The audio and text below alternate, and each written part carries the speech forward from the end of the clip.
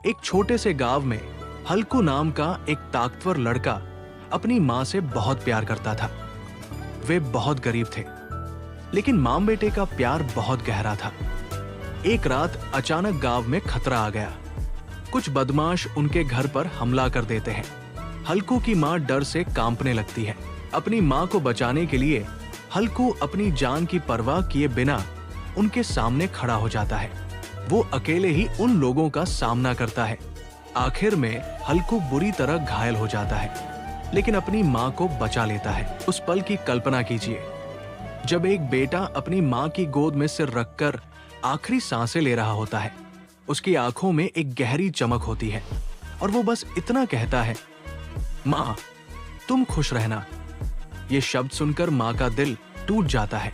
आंसुओं की धार उसकी आंखों से गिरती है और वो समझ जाती है कि उसका बेटा अब इस दुनिया में नहीं रहेगा। एक माँ का दर्द बयां नहीं किया जा सकता। उसके चेहरे पर जो गम छाया है वो हर माँ की कहानी है। लेकिन इस दुखद पल में बेटे का ये संदेश भी है। वो चाहता है कि उसकी माँ आगे बढ़े, खुश रहे।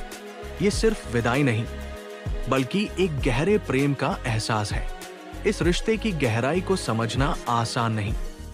ये प्यार जीवन और मृत्यु से परे है।